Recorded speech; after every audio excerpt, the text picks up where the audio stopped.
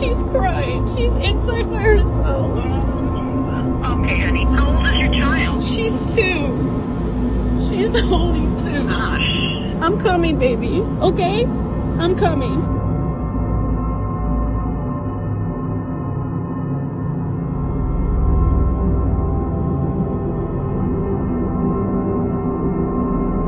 Just when I thought I heard about all the worst cults in history, this one had to come and blow them out of the water. This is Colonia Dignidad. They were a German torture cult hiding out in the Chilean wilderness after World War II, aka Yazis. And to show you how terrible they were, let me tell you a story. As a quick reminder, if you want more info, you can check out the podcast. The leader of this cult was a known child abuser, and he wanted more Chilean boys to be brought to him. So he started a hospital in the community and used it as a trafficking system to get more children. One day, a young Chilean boy choked and was rushed to the hospital. And right when he got there, a nurse scooped him up, brought him to a room, and saved his life. But later that day, his sister arrived and asked a nurse when she could pick him up to take him home. And the nurse responded that they needed to monitor him for a few more days, which is pretty suspect in a choking case. So a few days later, she comes back and she's like, okay, can I get my brother? And the nurse tells her that he's not there anymore.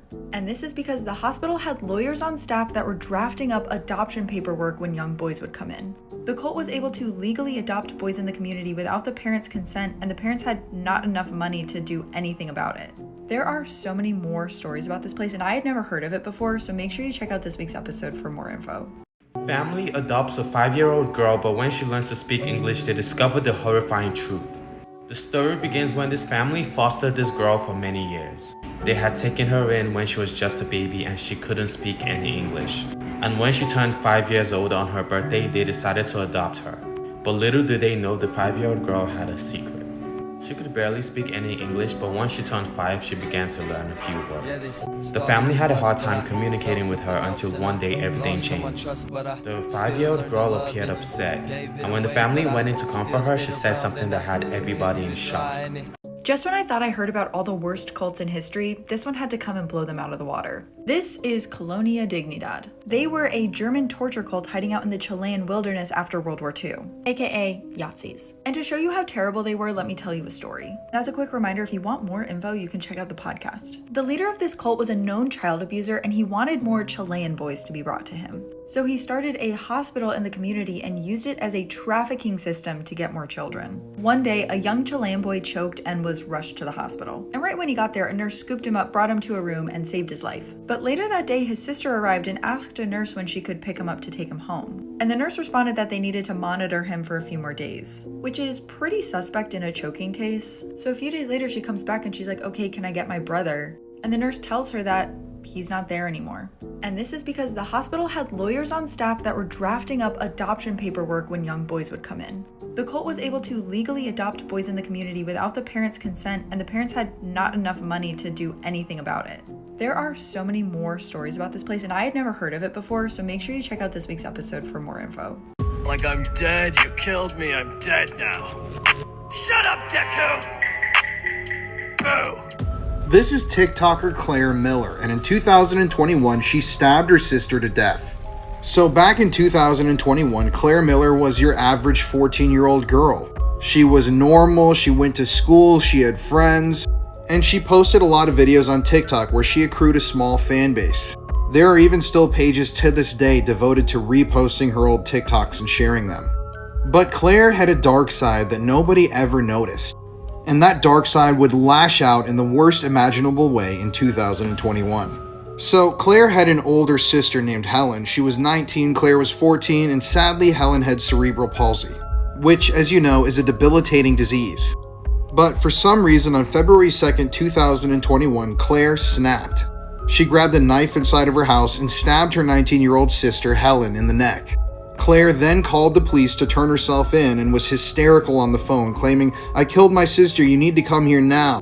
And when authorities arrived at her house, Claire was standing out front, she was covered in blood, there was blood in the snow, and her sister was found inside of the home with a knife still inside of her neck.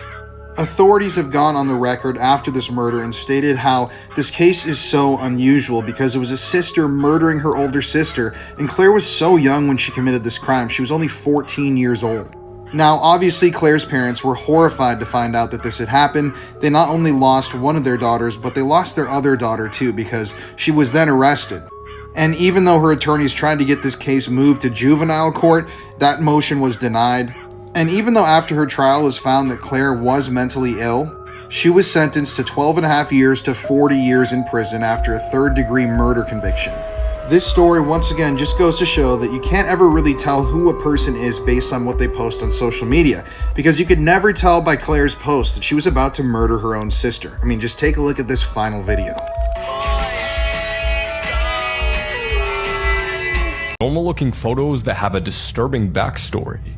Part 29. This stroller belongs to a 4-year-old Ukrainian girl named Liza. In July of last year, she and her mother Irina were hit by a Russian missile. This is 23-year-old Ricardo Lopez. Over the course of a few months, he vlogged the entire process of making and sending a bomb to his favorite singer, Bjork.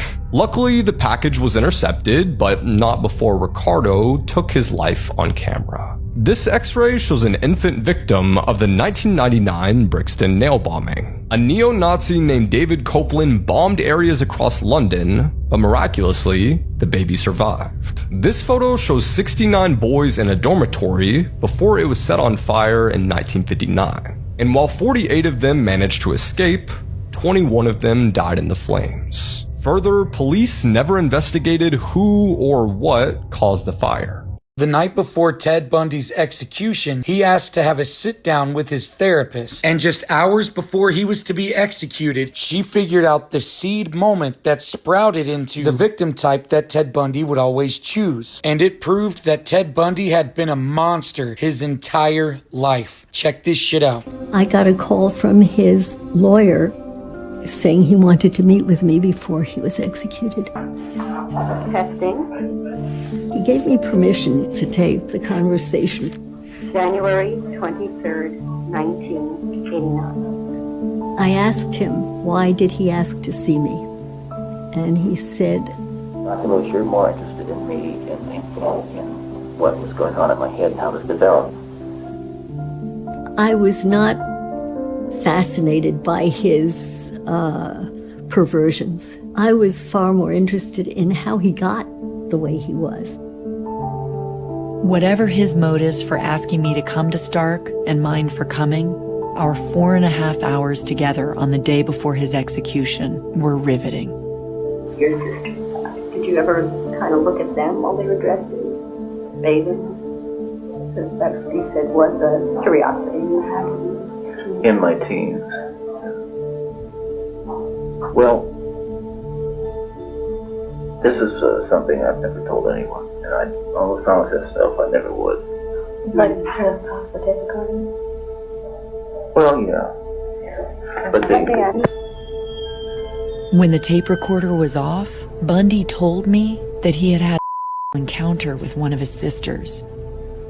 Later, his mother told me that Bundy had told his sister that she should be careful because there was someone out in the world who was killing women who looked just like her. Do you notice something kind of off about this mannequin? For anyone who's familiar with the legend, she is known as La Pascualita. The mannequin has stood in the window of a Mexican bridal shop for more than 90 years, but when she was first placed there, patrons noticed something kind of strange. The detail work on this mannequin was unusual. She was noted with eyebrow hair, veins, and even discoloration around her mouth and ears. But that suspicion soon grew to horror as patrons started to notice that she bore a striking resemblance to the owner's deceased daughter, Pascuala. Pascuala was actually set to be married herself, but ended up dying in a tragedy before her wedding day. Shortly after her death, the mannequin appeared in the window and the legend was born that these were the preserved remains of the owner's daughter. But the most compelling evidence has always been the hands. The hands are shown with wrinkles, they have veins, they even have lifelike fingernails, which is unlike any mannequin I have ever seen. The question remains to this day, could this really be the shop owner's daughter? We thought we had a ghost story for you tonight about an old state hospital. It was haunted. But when investigative reporter Jace Larson started looking into it, he discovered a place with an even more questionable One old hospital that's reportedly filled with the spirits of patients who never checked out. I think you probably ought to clear. I don't think that's something good, dude. I really don't. I'm getting a really bad feeling. My body is like shaking. Like I feel like I'm like on like a shaking table. I've never really had it go that way before. No! Okay, you guys see these details? This is not a joke. This is not a joke. What? I saw something. I should have. My stomach is in knots right now, no exaggeration. Joy, they're happy that we're doing it. Dude, let's We go. used to take freshmen there just to tell them all kinds of ghost stories. Make your way over here, please. Somebody make a noise real quick, please. Jesus. Thank you. That's just amazing.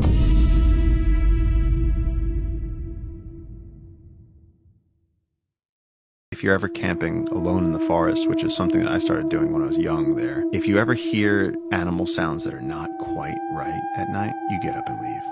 Because if they're getting close to you and they don't want you to hear human sounds, they'll start communicating in animal voices. And so, yeah, there's a few guys that were out there and they started hearing like sounds that were just a little bit off. You know, you hear like a laughing falcon sound. And then he heard the capuchins from different areas, and usually capuchin monkeys are going to be all together in one spot. And he heard it from different directions, and he was just like, he said he climbed into the river and crawled like a turtle out of that. He said he went for hours and just to escape.